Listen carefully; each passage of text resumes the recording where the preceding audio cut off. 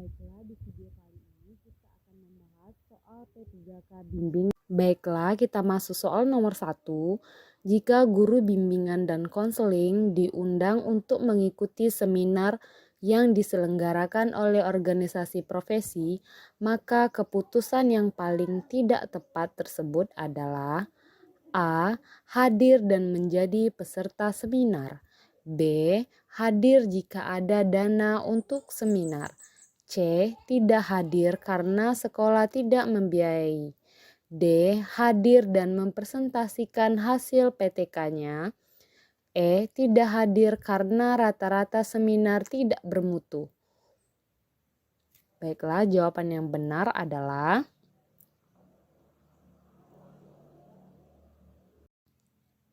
jawaban yang benar E. Tidak hadir karena rata-rata seminar tidak bermutu. Soal nomor 2. Jika diketemukan kondisi di mana sebagian besar tujuan bimbingan dan konseling tidak tercapai dan banyak program yang tidak terrealisasi dan efisien, maka laporan hasil evaluasi yang tepat adalah A. Ganti semua program bimbingan dan konseling sesuai teori terkini. B. Kurangi sedemikian rupa jumlah tujuan bimbingan dan konseling. C. Tujuan bimbingan dan konseling tidak masuk akal. D. Kualitas maupun kuantitas program tidak mencukupi untuk mencapai tujuan. E. Harus menambah jumlah guru bimbingan dan konseling di sekolah. Baiklah, jawaban yang benar kira-kira?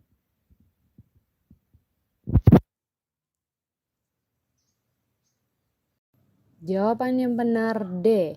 Kualitas maupun kuantitas program tidak mencakupi untuk mencapai tujuan. Soal nomor 3. Dalam menuliskan pendahuluan pada artikel hasil penelitian yang akan dimuat di jurnal atau proceeding harus mencerminkan A. Latar belakang, masalah, hasil, dan saran-saran. B. Realita di lapangan dan teori untuk mendeskripsikan realita tersebut. C. Latar belakang, masalah atau tujuan, metode, dan hasil. D. Masalah, tujuan, definisi operasional, metode, dan hasil. E. Masalah, metode, hasil, dan sasaran. Jawaban yang benar B. Realita lapangan dan teori untuk mendeskripsikan realita tersebut. Soal nomor 4. Seorang konselor menemukan penyebab konseli perempuan yang seringkali tidak ikut olahraga di lapangan. Baginya, menjadi hitam kulitnya akan membuat dirinya terlihat jelek. Cantik itu adalah putih. Pendekatan konseling yang tepat untuk mengubah isi pikiran konseli ini adalah A. Konseling berpusat pribadi. B. Konseling kognitif. C. Konseling behavioral. D. Konseling rasional emosional behavioral. E. Konseling realistis.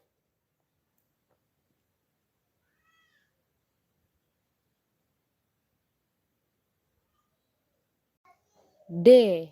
Konseling rasional emotif behavioral. Soal nomor 5.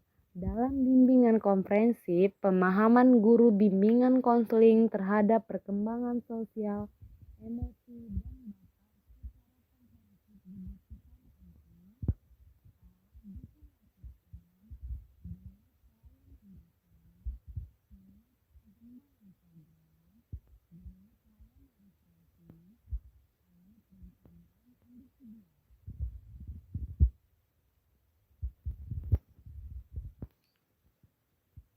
kira-kira jawaban yang benar adalah jawaban yang benar E. Perencanaan individual.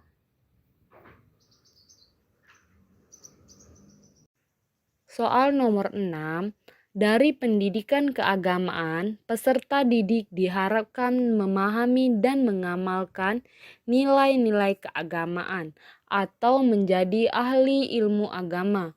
Untuk mencapai standar kompetensi kemandirian, pelayanan bimbingan dan konseling difokuskan bagi pengembangan aspek A.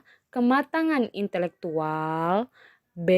Landasan hidup religius, C. Landasan perilaku etis, D. Pengembangan diri, E. Kematangan emosional. Kira-kira jawaban yang benar adalah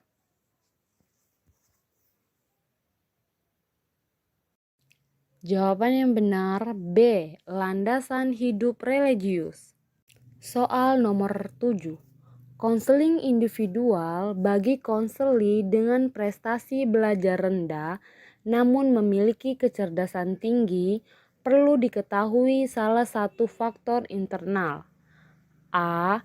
Tinggi rendah harapan orang tua. B.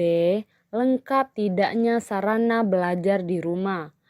C. Nyaman dan tidaknya situasi belajar di rumah. D. Tinggi rendah kecemasan diri konseli. E. Luas sempit pergaulan dengan teman sebaya.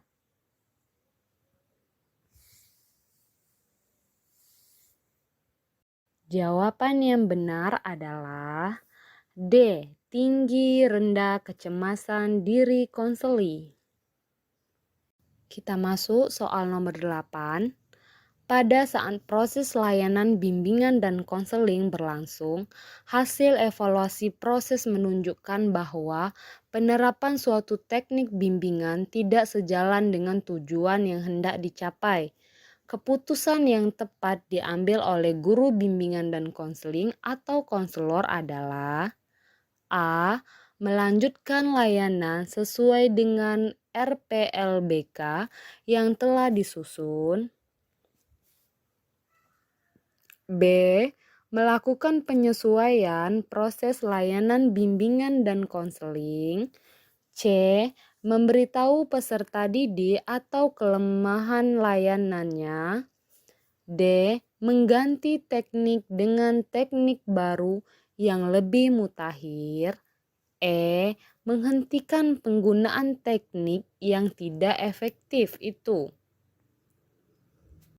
B. Melakukan penyesuaian proses pelayanan bimbingan dan konseling. Baiklah, kita masuk soal nomor 9. Untuk membuat konseling berjalan dengan efektif dan memperhatikan efisiensi penataan ruangan, maka ruang konseling dapat digabung dengan ruangan A. Ruang administrasi, B. Ruang bibliografi, C. Kerja konselor, D. Penyimpanan data, E. Bimbingan kelompok.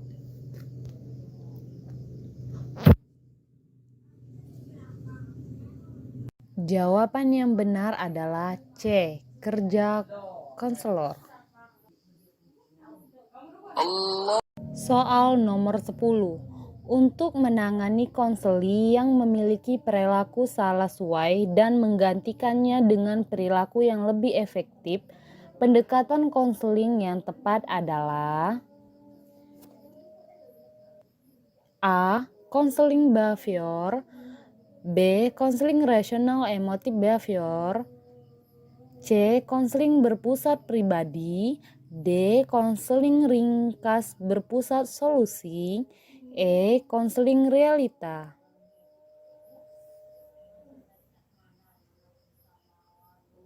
Jawaban yang benar adalah A. Konseling behavior.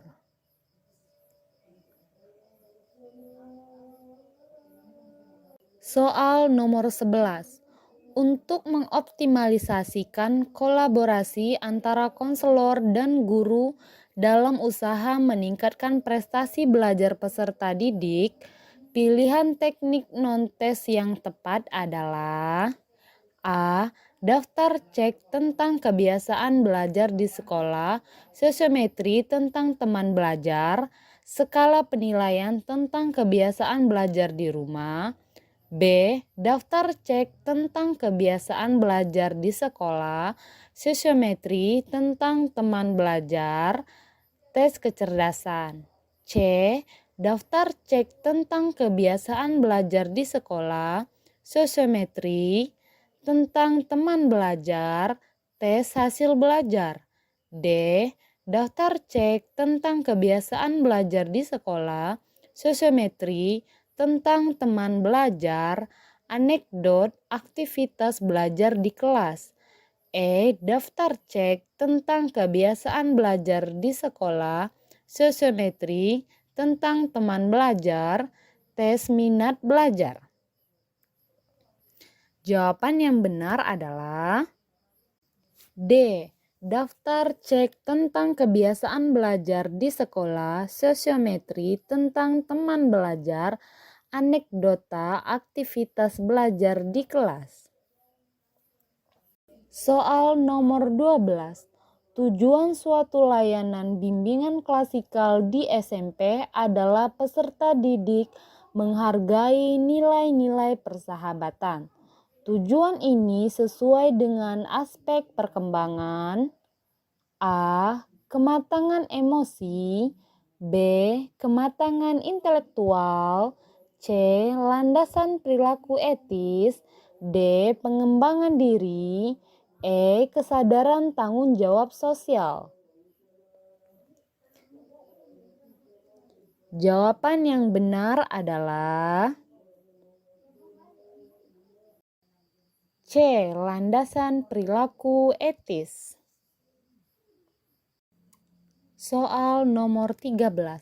Pengembangan stereotip suatu ras sangat kuat dari penyelenggaraan pelayanan bimbingan dan konseling.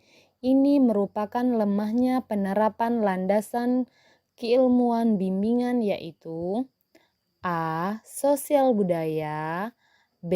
Filosofi, C. Psikologis, D. Keagamaan, E. Pendidikan.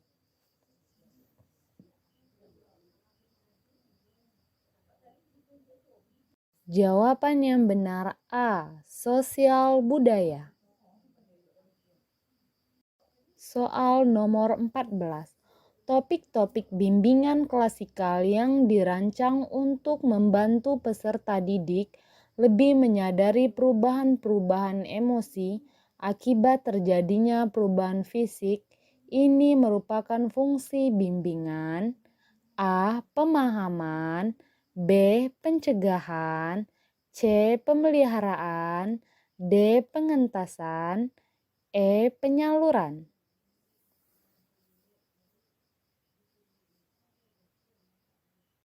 Jawaban yang benar adalah A. Pemahaman. 15. Apabila analisis kebutuhan menunjukkan bahwa banyak peserta didik mengalami stres akademik dan stres sosial, maka aktivitas program bimbingan dan konseling yang penting adalah meningkatkan kemampuan peserta didik untuk A. Mengatasi stres, B. Mengurangi stres, C. Menghilangkan stres, D. Mengelola stres, E. Menghancurkan stres. Kira-kira jawabannya apa Bapak Ibu? Jawaban yang benar D. Mengelola stres. Soal nomor 16. Yang paling membedakan pelayanan bimbingan dan konseling di SMA dan SMK terletak pada sasaran dan tujuan bimbingan. A. Pribadi, B. Keluarga, C. Akademik, D. Karir, E. Sosial. Baiklah, jawaban yang benar kira-kira. Jawaban yang benar adalah D. Karir.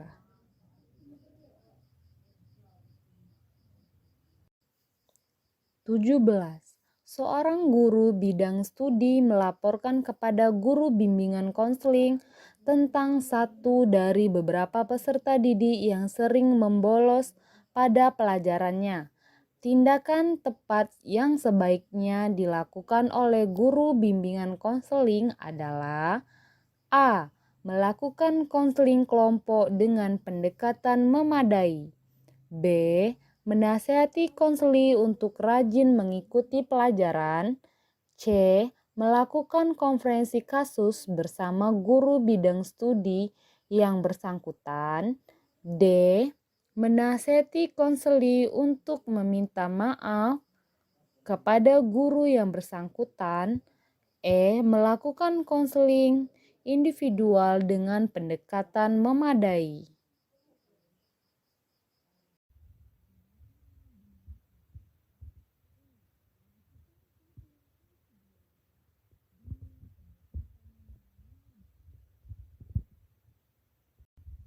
Soal nomor 18. Untuk mengenali harapan peserta didik dalam rangka penyusunan program bimbingan berbasis pendekatan perkembangan diperlukan analisis tentang A. Tes kecerdasan. B. Kebutuhan. C. Angket kebutuhan. D. Tugas perkembangan. E. Masalah-masalah. Jawaban yang benar B. Kebutuhan-kebutuhan. Soal nomor 19. Asas bimbingan tentang tenaga bimbingan harus berpegang teguh pada kode etik jabatan. Hal ini sejalan dengan ekspektasi konselor profesional. A. Mendapatkan pengakuan dari masyarakat tentang keunikan pelayanan. B. Dasar keahlian perlu dipelajari dalam waktu yang cukup panjang. C. Penyelenggaraan pelayanan oleh ahli yang kompeten. D. Mendapatkan penghargaan yang layak dari pemerintah dan masyarakat. E. Mendapatkan pengakuan dari pemerintah tentang keunikan pelayanan. Kira-kira jawaban Bapak Ibu apa? Baiklah, jawaban yang benar C. Penyelenggaraan pelayanan oleh ahli yang kompeten. Soal nomor 20. Salah satu indikator keberhasilan bimbingan dan konseling, guru bimbingan konseling dapat melakukan evaluasi proses pelayanan bimbingan dan konseling, yaitu A. Sebagian besar peserta didik merasa puas dengan bimbingan konseling. B. Tergambarkannya jaringan kerja program bimbingan konseling. C. Kepala sekolah memberikan pujian. D. Semua guru puas dengan hasil kerja bimbingan konseling. E. Guru bimbingan konseling telah tersertifikasi semua. Kira-kira jawabannya untuk soal terakhir ini apa Bapak Ibu? Jawaban yang benar untuk soal terakhir kita A. Sebagian besar peserta didik merasa puas dengan guru BK. Baiklah, mungkin itu saja soal yang kita pelajari ya di